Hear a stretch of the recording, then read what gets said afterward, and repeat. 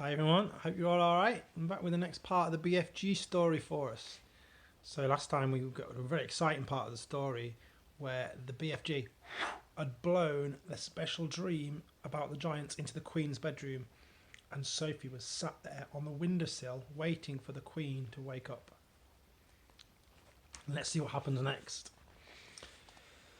Dawn came at last, and the rim of lemon-coloured sun rose up behind the rooftops somewhere behind Victoria Station. A while later, Sophie felt a little of its warmth on her back, and she was grateful. In the distance, she heard a church clock striking, and she counted the strikes. Dung, dung, dung, dung, dung, dung, dung. 7 o'clock.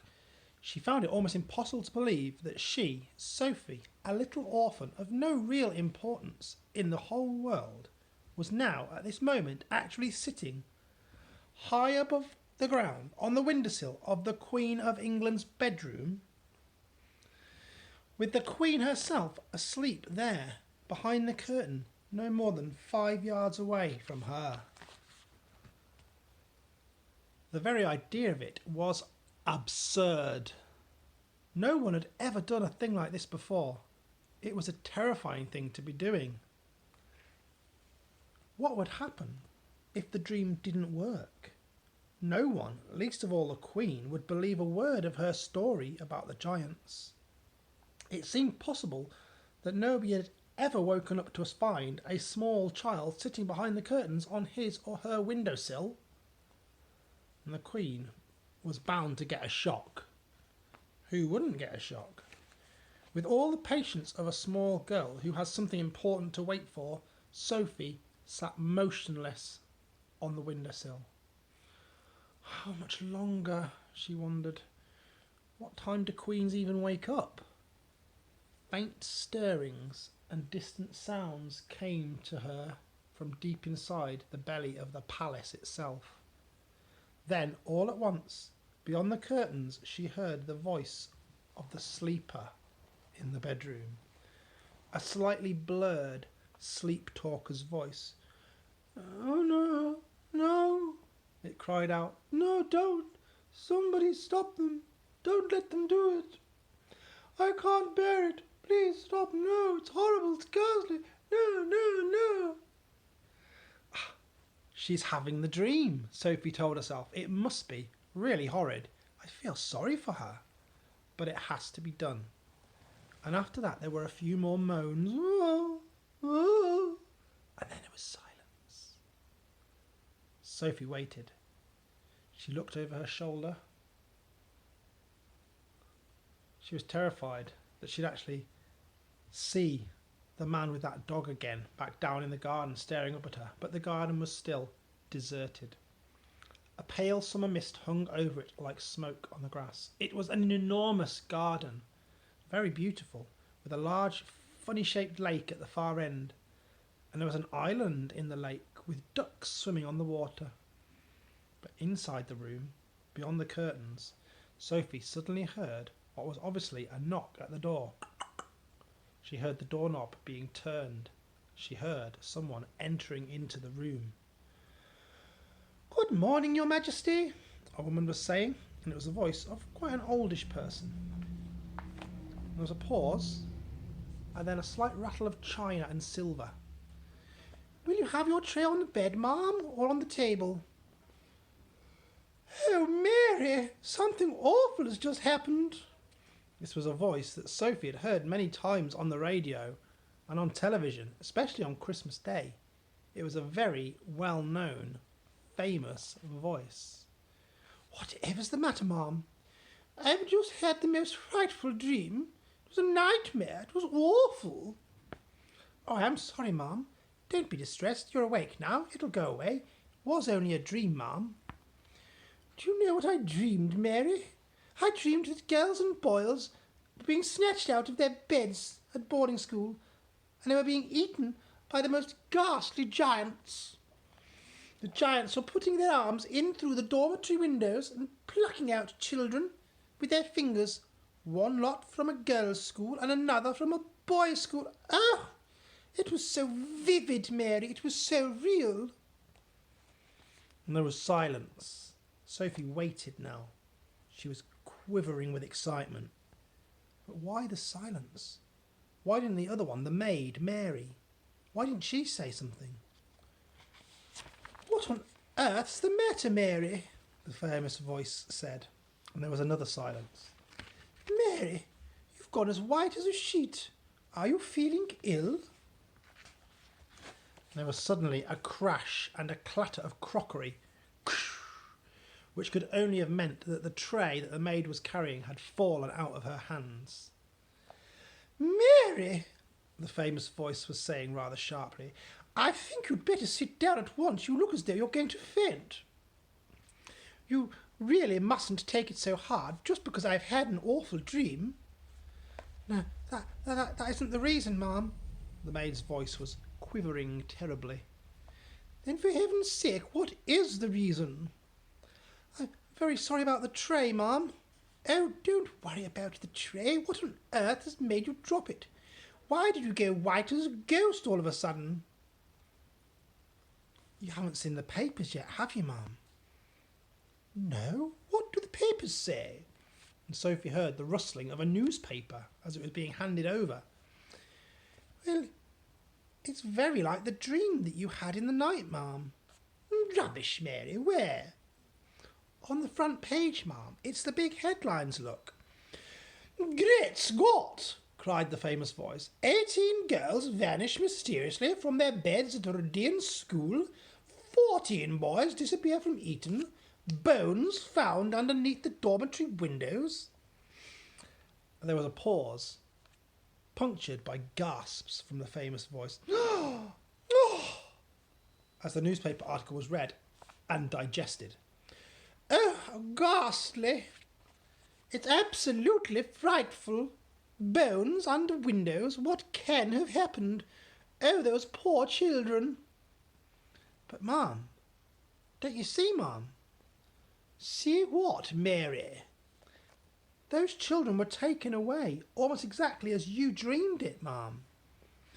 Not by giants, Mary. No, ma'am, but the bit about the girls and the boys disappearing from their dormitory bedrooms, you dreamed it so clearly, and it actually happened. That's why I came all over a little bit queer, ma'am. I'm coming over a little bit queer myself, Mary. Gives me the shakes, ma'am, when something like that happens. It really does. But I don't blame you, Mary. I'll go get you some more breakfast, ma'am, and we'll have all this mess cleared up. No, don't go, Mary. Stay here with me for a moment. Now Sophie sat there on the windowsill. She wished she could see into the room, but she didn't dare touch the curtains. The famous voice began speaking again. I really did dream about those children, Mary. It was as clear as crystal. I know you did, ma'am. I believe you.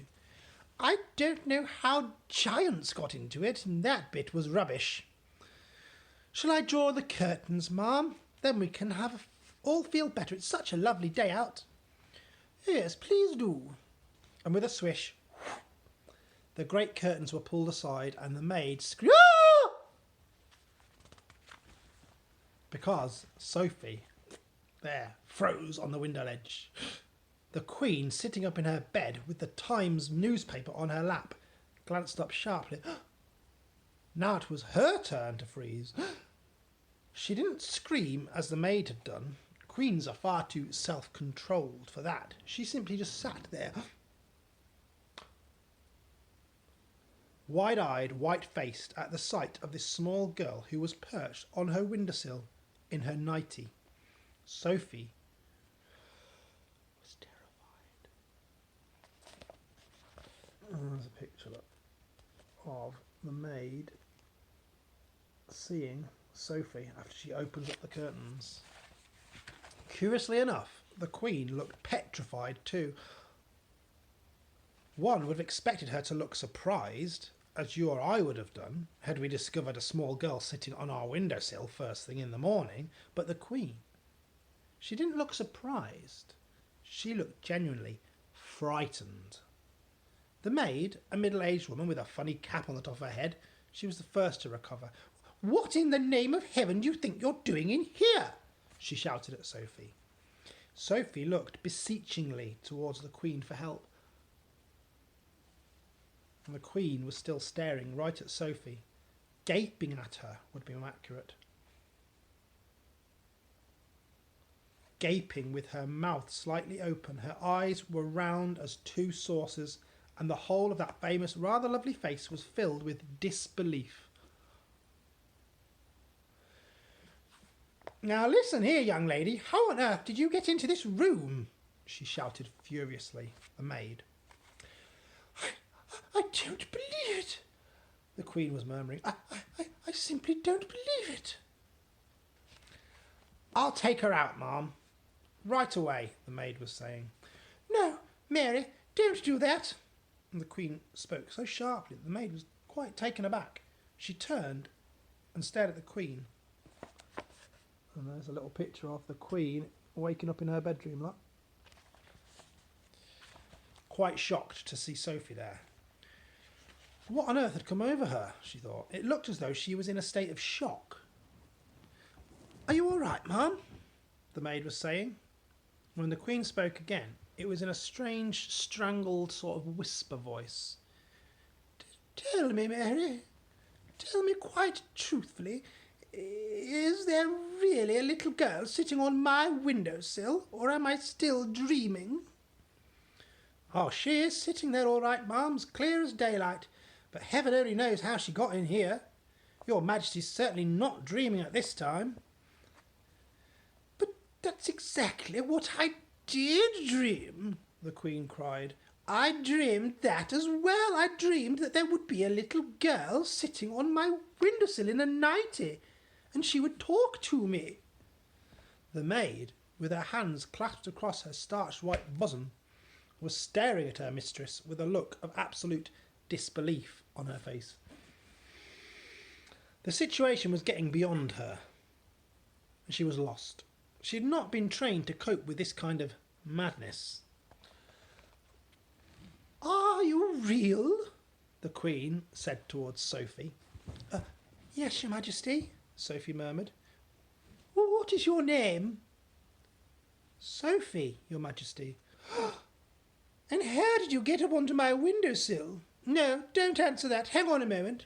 I dreamt that as well." "I dreamt that a giant put you there." "He did, Your Majesty," Sophie said. And the maid gave a howl of anguish, "Oh!" and clasped her hands over her face. "Oh!" "Control yourself, Mary," the Queen said sharply. And then to Sophie, she said, "You're not serious about the giant, really, are you?" "Oh, yes, Your Majesty. He's out there now in the garden." "Is he indeed?" the Queen said, and the sheer absurdity of it all was helping her to regain her composure. "So, he's in the garden, is he?" she said, smiling a little. "He's a good giant, Your Majesty. You need not be frightened of him." "Oh, well, I am delighted to hear that," the Queen said, still smiling. "Really, he's my best friend, Your Majesty." "Oh, how nice," the Queen said.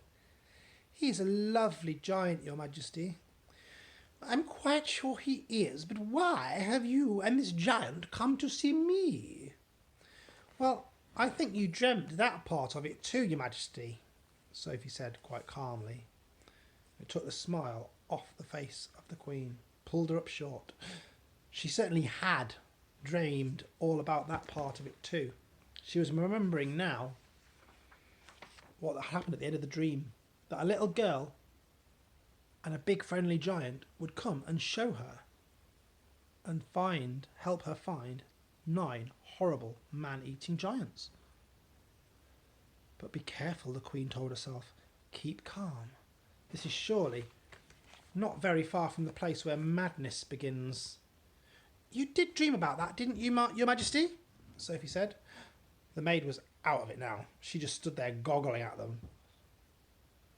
Yes," Your Majesty said. Yes, yes. Now you come to mention it, I did. But how do you know what I dreamed? Oh, that's a long story, Your Majesty, Sophie said. Would you like me to call over the big friendly giant? The Queen looked at the child, and the child looked straight back at the Queen, her face open, quite serious, and the Queen simply didn't know what to make of it. Was someone pulling her leg? She wondered. Shall I call him over, Your Majesty?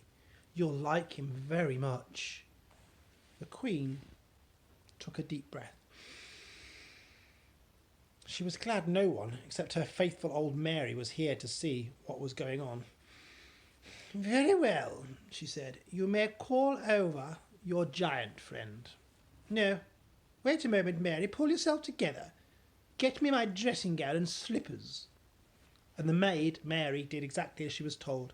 The Queen got up out of bed, put on a pale pink dressing gown and some slippers. You may call him now, the Queen said.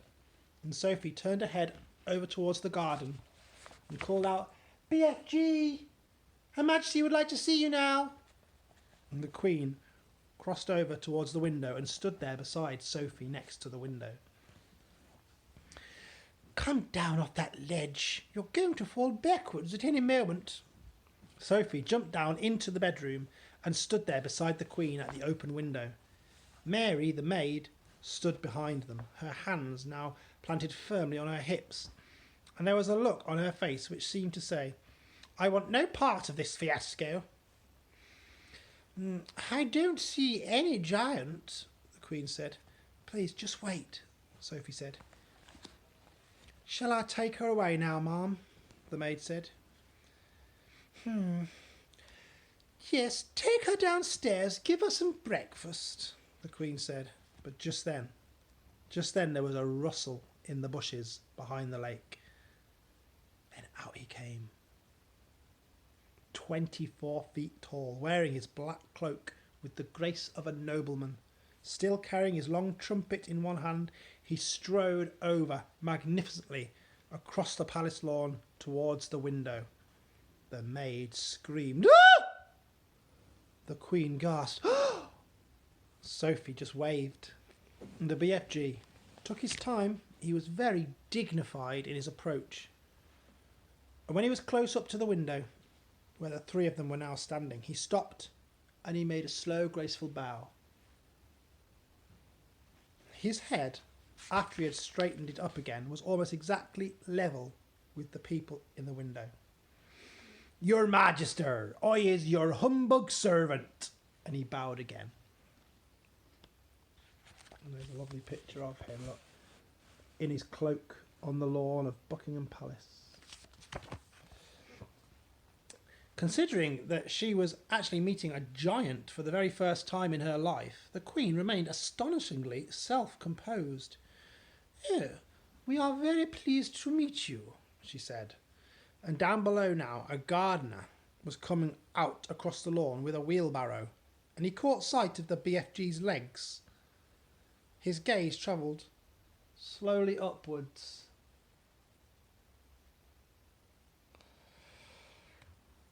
And he gripped the handles of his wheelbarrow. He swayed, he tottered, and he keeled over in a faint. Nobody even noticed him there in the window. Oh, Magister, oh, Queen, oh, Monarcher, oh, you golden sovereign, oh, ruler of straight lines, oh, Sultana, I's come here with my little friend Sophie, he said, to give you and the BFG hesitated, searching for the right word. To give me what? The Queen said. To give you assistance, the BFG said, beaming. And the Queen looked rather puzzled. He sometimes speaks a bit funny, Your Majesty, Sophie said. He never went to school, you know. Then we must send him to school, the Queen said. We have some very good schools in this country. I has great secrets to tell, Your Majesty, the BFG said. Oh, I should be delighted to hear them, the Queen said, but not in my dressing gown. Shall you wish to get yourself dressed, ma'am? The maid said. Have either of you had breakfast yet? The Queen said. Oh, could we? Sophie said. Oh, please, I haven't eaten a thing since yesterday. Well, I was about to have my breakfast, but Mary dropped it. The maid gulped. I imagine we have more food in the palace, the Queen said, speaking to the BFG. Perhaps you and your little friend would care to join me for breakfast. And there's that picture of the BFG poking his head out the Queen's window. Will it be resplendent snozzcumbers, your Magister, for breakfast? The BFG asked. What? Will it be what? Stinky snozzcumbers. What is he talking about? The Queen said. Sounds like a rather rude word to me. She turned to the maid and said to her, Mary, ask them to serve breakfast for 3 in the... I think it had better be the ballroom. That has the highest ceiling after all. And to the BFG she said, I'm afraid you're going to have to go through the door on your hands and knees. I'll send someone down to show you the way. And the BFG reached up and he lifted Sophie out of the window. You know he's leaving Her Majesty alone now to get herself dressed, he said. No, leave the little girl here with me. We'll have to find something for her to put on. She can't have breakfast in her nightie. So the BFG returned Sophie back into the bedroom. Can we have sausages, Your Majesty? And bacon and fried eggs? Sophie was excited, I think. I think that might be managed, the Queen answered, smiling. Just you wait till you taste this, Sophie said to the BFG. No more snozzcumbers from now on. And next time, we'll hear about the royal breakfast. Sounds good. Right. Take care. I'll see you soon. Bye-bye.